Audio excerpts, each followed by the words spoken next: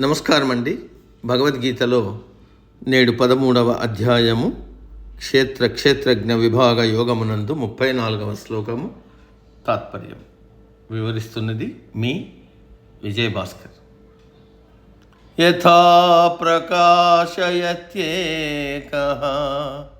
కృత్స్నం లోకమిమం రవిః క్షేత్రం క్షేత్రీ తథా కృత్స్నం ప్రకాశయతి భారత.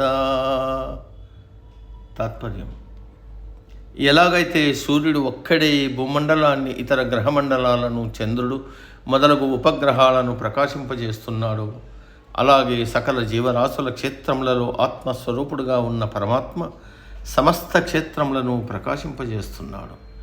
వ్యాసుల వారు కిందటి శ్లోకంలో ఆకాశం గురించి చెప్పారు. ఈ శ్లోకంలో సూర్యుని ప్రకాశం గురించి చెబుతున్నారు. ఆకాశం సూక్ష్మము అంటే మనకు కనపడదు. సూర్యుడు స్థూలము అంటే మనకు ప్రత్యక్షంగా కనపడుతూ ఉంటాడు. కనపడని వాటి గురించి చెబితే మనం నమ్మం. అందుకని కనపడే సూర్యుని కూడా ఒక ఉదాహరణగా చెబుతున్నాడు. సూర్యుడు నిరంతరము వెలుగుతూ తన ప్రకాశంతో లోకాలను వెలుగుతో నింపుతున్నాడు. భూమి తిరగడం వల్ల మనకు రాత్రి పగలు ఏర్పడుతున్నాయి. అంటే రాత్రిపూట సూర్యుడు లేడని కాదు, సూర్యుడు ఎప్పుడూ వెలుగుతూనే ఉంటాడు. సూర్యుడు బయట ఉండి నిరంతరం ప్రకాశిస్తూ ఈ క్షేత్రములను ప్రకాశింపజేస్తున్నాడు. అలాగే మన లోపల ఉన్న ఆత్మస్వరూపుడైన పరమాత్మ కూడా మన దేహంలో ఉన్న మనస్సు, బుద్ధి, ఇంద్రియములలో చేతనాశక్తిగా ప్రకాశిస్తున్నాడు.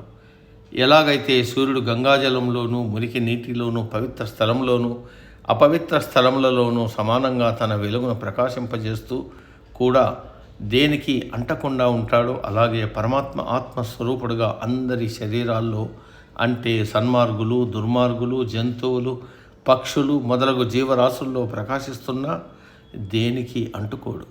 సూర్యుడు ఎలాగైతే ఈ లోకంలో ఉన్న జరిగే సమస్త కార్యములను సాక్షిగా చూస్తున్నాడో, అలాగే మనలో ఉన్న ఆత్మ కూడా మనం చేసే పనులను సాక్షిభూతంగా చూస్తూ ఉంటుంది.